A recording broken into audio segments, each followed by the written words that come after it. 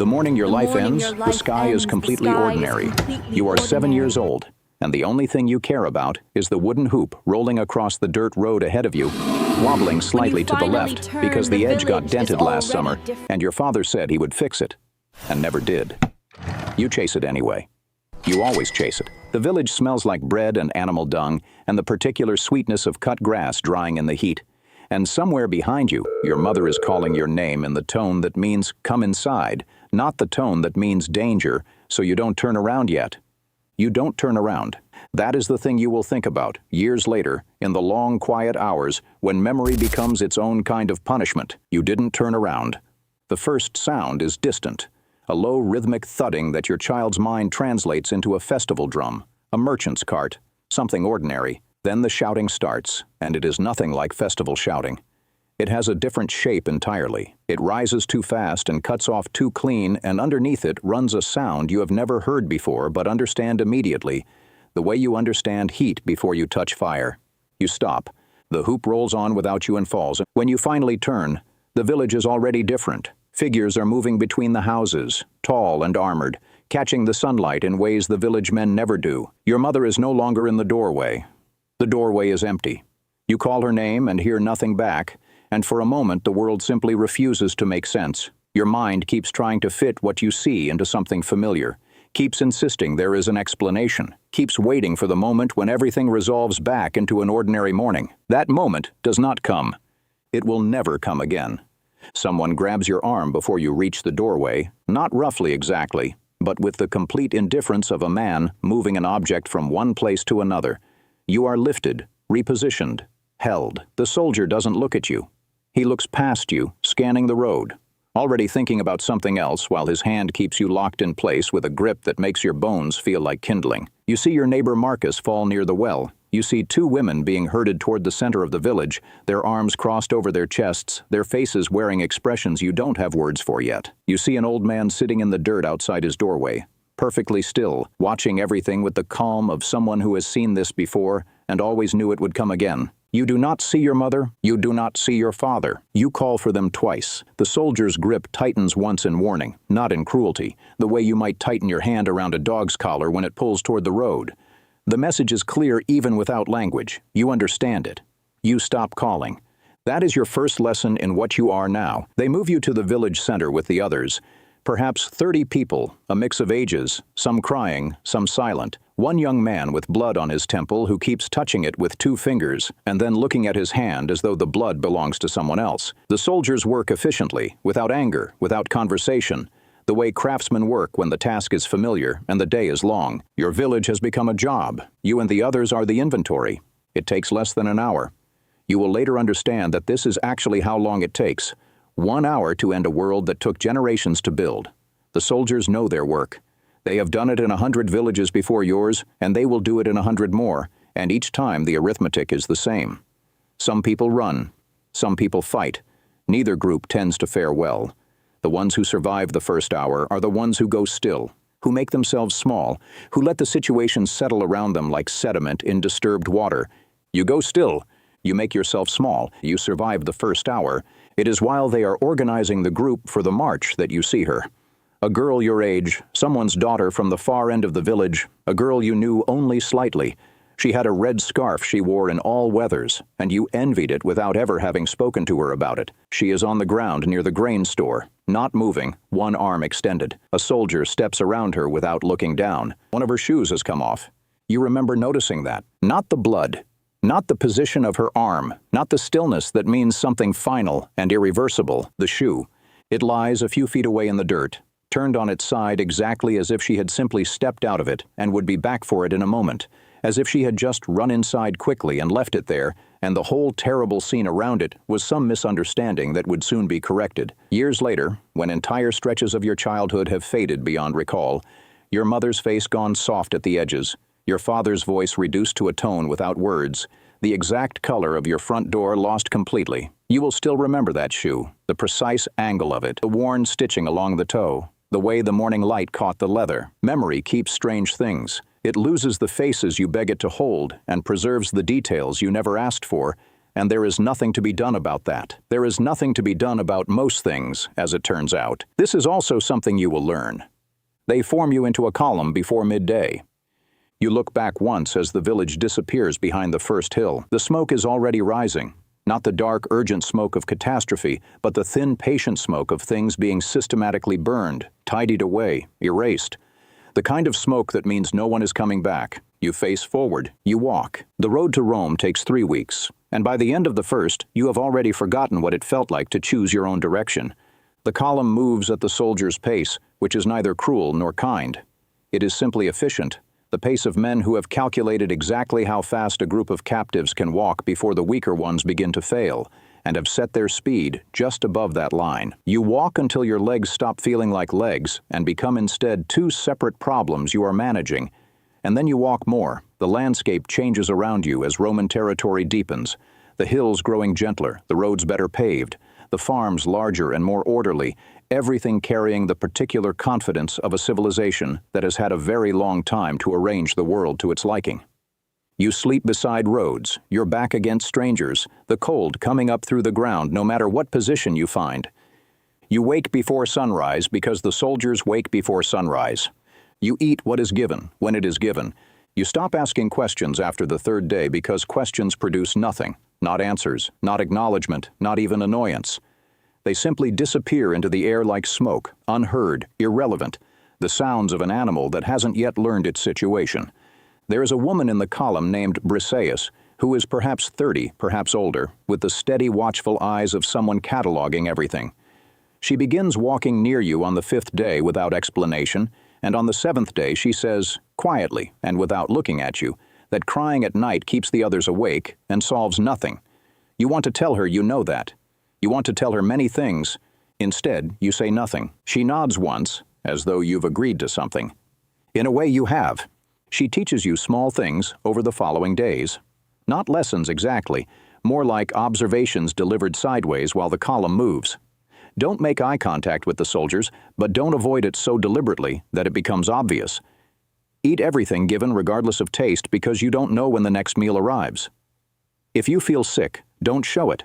If you feel afraid, don't show it. If you feel anything at all, build a room for it somewhere inside yourself, somewhere private, and put it there and close the door and leave it until you are alone enough to open it safely. You are 7 years old, and you are receiving your education. Rome appears on a morning when the light is doing something extraordinary across the hills, gold and pink in a way that seems designed to be beautiful. And for a moment the sight of it stops even the grief in your chest because it is simply too large for a child who has never left her village to process all at once. Briseis watches your face. Don't let it impress you, she says quietly. You try not to. You fail. The marketplace is in a district near the forum, and the smell reaches you before the sight does.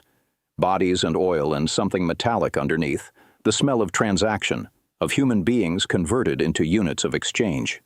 You are cleaned before the placement, not kindly, but thoroughly, your hair combed with an efficiency that leaves your scalp burning, your face inspected the way a merchant inspects fruit, turned toward the light, assessed. The platform is lower than you imagined.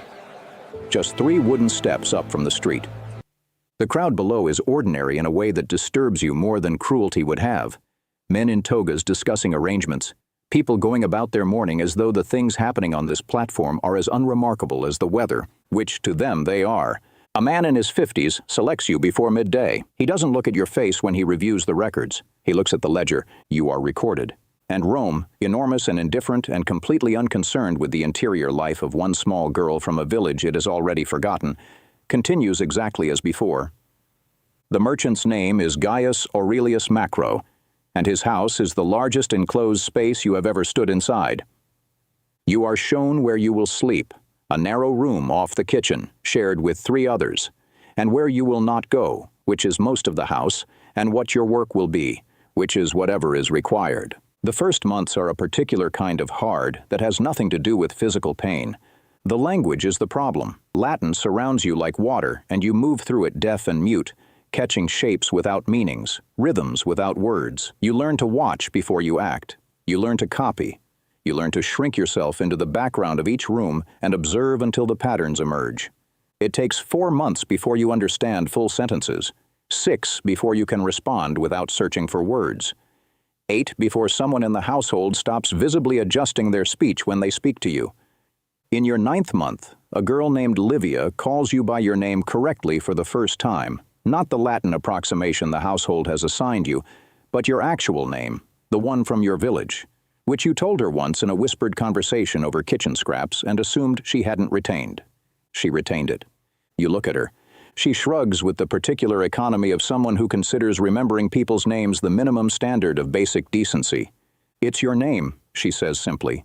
"Why would I call you something else?" It is not a question, it is a position. Livia has been in the household for 4 years. She knows the house the way a sailor knows a ship, not just its geography, but its moods, its patterns, which rooms carry sound and which swallow it, which rules are enforced and which are theater. She teaches you all of it, not out of sentimentality, out of pragmatism. What you actually know, in the private room inside yourself where you keep true things, is that she looked at a frightened child who didn't speak the language and decided, without announcement or fanfare, to make sure she survived. She chose you. In a life where almost nothing is chosen, this means everything. The work is relentless in the way that all domestic work is relentless, not because any single task is impossible, but because the tasks never end. You carry water, you clean floors, you assist in the kitchen, in the laundry, in the endless cycle of preparing and clearing and preparing again. Your hands crack in winter, your back aches by evening. But within the relentlessness, there is also, gradually, something else. Structure, predictability. The particular comfort of knowing what each day holds, which is not the same as happiness, but is at least the opposite of chaos. You do not call it safety. You are not confused about what you are. You are 8 years old, then 9, then 10. You meet Demetrius on an afternoon in your 3rd year. He is perhaps 60, thin in the way of men who forget to eat because thinking absorbs them entirely, with ink-stained fingers and the slightly unfocused gaze of someone whose mind is perpetually working on a problem the visible world has no access to. He nearly walks into you in the corridor. "How old are you?" he says, not unkindly, simply directly. 11, you say. "Can you read?" "No." "Unfortunate," he says. Then he goes back inside and closes the door. 3 days later, Macro summons you to the office. Demetrius is standing to one side. "You'll assist Demetrius in the mornings," Macro says, "managing the correspondence." "I can't read," you say carefully. "You'll learn," Demetrius says from the corner, as though this is a minor logistical detail already resolved. It begins with letters, then words, then sentences. Demetrius teaches the way he does everything, directly, efficiently, without false encouragement, but also without cruelty. He corrects errors immediately and moves forward. Within 3 months, you are reading simple texts. Within 6, you are reading correspondence. Within a year, you are organizing Macro's letters, categorizing, cross-referencing, flagging the ones requiring immediate response. He begins teaching you numbers, then accounts, then the particular grammar of commercial correspondence. You absorb it all with a hunger that surprises even you, not because you have chosen ambition, because knowledge is the one thing in this household that cannot be taken back once given. What lives inside your mind belongs to you in a way that nothing else in your life does. Your position in the household shifts gradually. You are no longer simply carrying water and cleaning floors. You are managing the morning correspondence, cross-checking supply orders against delivery records, flagging discrepancies that the previous system would have missed entirely. Other servants notice. Some are neutral about it, some are not. There is a man named Castor who has managed the household supply records for years. Your presence makes certain errors visible, which makes him regard you with the particular hostility of someone who has confused the exposure of their dishonesty with a personal attack. Livia warns you on a quiet evening in the kitchen that Castor has been speaking to the household steward about your attitude, your ambition, your forgetting of your place. You listen, you adjust, not by retreating, but by becoming more careful, more precise, more visibly useful to Macro in ways that make undermining you increasingly costly. Demetrius observes this without commenting directly. Once, and only once, he says, "You learn the right things." Coming from him, this is considerable. Livia is sold on a Wednesday in your 15th year, and you are not told in advance. You find out the way you find out most things in this household that concern you directly, not through communication, not through consideration, but through the simple fact of absence. She is there at breakfast. She is not there at midday. Her few possessions are gone. The comb is still there. She left in a hurry or she was given no time, which means the same thing. You ask the kitchen steward. He tells you, with the practiced neutrality of a man who has delivered this kind of information many times, that she has been placed with a household in the Aventine district. A good household, he adds, as though the quality of the arrangement changes what the arrangement is. You nod. You return to the correspondence room. You sit down at the desk and you pick up the first letter and you read it and you process it and you file it. And you do this for the entire morning with the mechanical precision of someone who has learned that the work does not pause for grief and that grief does not pause for the work. The private room inside yourself where you keep true things. You open it just long enough to put this inside. Livia's dry humor, the way she remembered your name when no one else bothered. The evenings in the warm kitchen, all of it folded carefully and placed where it cannot be touched by the parts of the day that require you to function. You close the door. You keep working. The senator comes 3 months later. His name is Quintus Servilius Augurinus, and he arrives on a matter of trade dispute, some disagreement about a shipment of grain from Ostia in which Macro's records and the senator's agent's records have produced 2 different numbers. Macro receives him in the atrium. You are summoned because the records are yours. The delivery manifest from Ostia confirms the count, you say. Your voice comes out level. 40 amphorae were recorded as damaged before loading and removed from the shipment at the point of origin. The senator's agent would have received a secondary document noting the reduction. If that document was not passed forward, the discrepancy is in the communication chain, not in the count itself.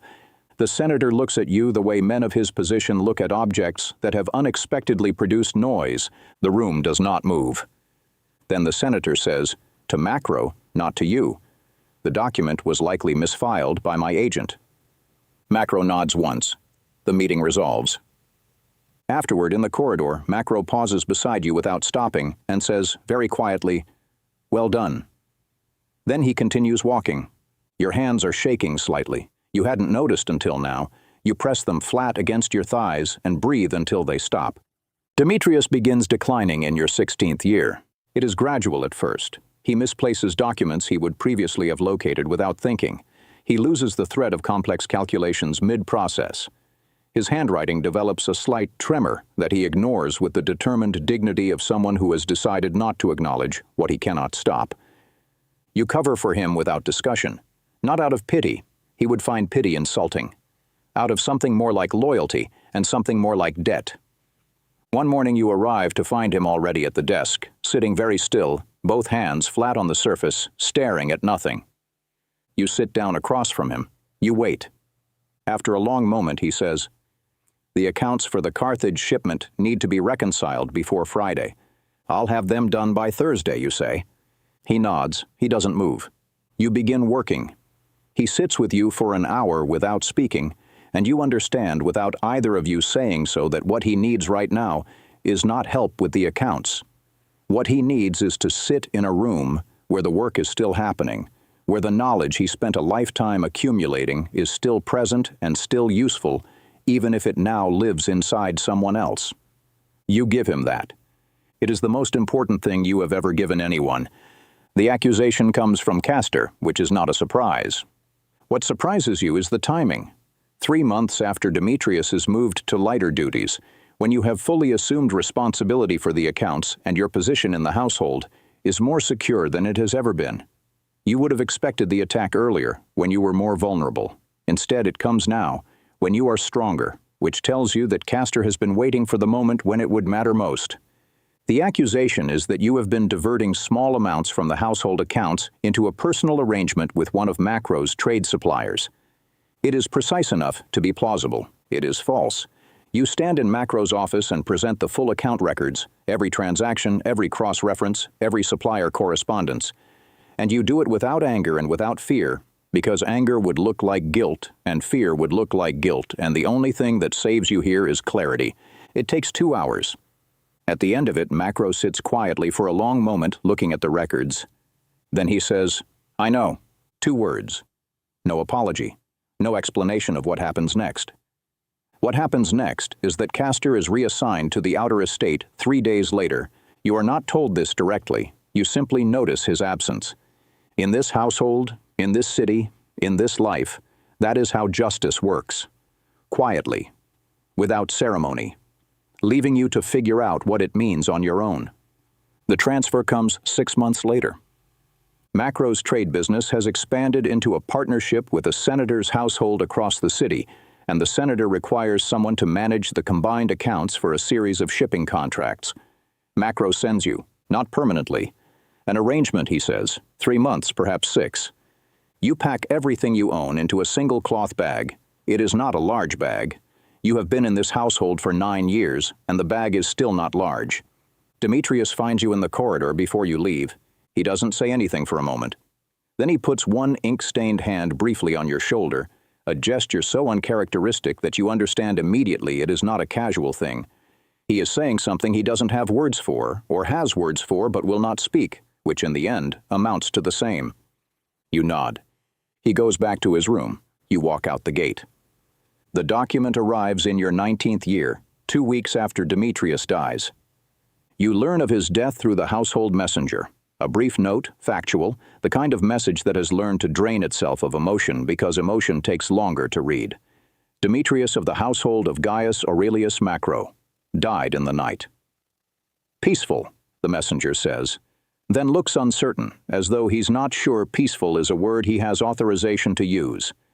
You sit with it for a day, then the document comes. It is a manumission certificate, formal, stamped, witnessed, granting your freedom in Macro's name, citing years of faithful service and exceptional management of household accounts. The language is formal and commercial and completely impersonal, the language of a transaction rather than a gift. You read it 3 times. You are looking for something human inside it and not finding it, and then you realize that Demetrius wrote the accompanying letter, a separate, smaller document folded inside the first, and that the letter is different entirely. It is short. It says, "You learned everything I could teach you and several things I could not. The accounts are in better hands. That will have to be enough." It is enough. It is more than enough. Freedom feels smaller than you imagined. For years it existed in your mind as a distant horizon, something bright enough to carry you through long days and longer nights. Then it arrives, and the next morning, the sun rises exactly the same way. The streets are still crowded. Merchants still argue in the marketplace. Rome continues without noticing that one person has become free. You leave Macro's house 3 days later, not because anyone forces you to stay, because leaving turns out to be harder than expected. For 9 years, every hallway has been familiar, every doorway, every routine. At the gate, a servant opens the door and steps aside. No permission is required, no order is given, no one stops you. For a moment, you simply stand there, then you step through. The gate closes behind you. Just the sound of wood meeting wood, the first door you have ever walked through entirely by choice. You rent a small room near the river. Nothing about it is impressive. The roof leaks when it rains. The walls are thin. The bed is uncomfortable. You love it immediately. Because every object inside belongs to you. Every decision belongs to you. The silence belongs to you. Weeks pass, then months. You find work managing records for merchants who care more about competence than status. Some know your past, most don't. The city remains what it has always been, restless, ambitious, indifferent. Sometimes you pass the markets where people are evaluated like inventory. You still slow down. You still look. Children stand on platforms exactly as you once did. Traders inspect and assess. Buyers discuss arrangements. The scene hasn't changed, only your place within it. One afternoon, a young girl catches your eye. She is frightened, trying not to show it, trying and failing. For a second, you see yourself. The child from the village, the child searching crowds for her parents, the child who thought someone would come. You keep walking. There is nothing you can do. The realization hurts. Freedom changes your life. It does not change the world. Years later, when your hair begins to gray and your hands ache during winter, people occasionally ask how you became so skilled with numbers and contracts. You never tell the full story. Most wouldn't understand it anyway. How a village disappeared in a single morning, how a friend vanished between one meal and the next, How an old man spent years teaching a frightened girl to read. How an empire can take everything from a person and still leave something behind. Sometimes, late at night, you think about the road that brought you to Rome, the smoke, the marching columns, the platform. You remember the child who believed her life had ended. In some ways it had. The girl chasing a wooden hoop through a village road never made it to adulthood. Someone else did, someone forged by loss, endurance, and time.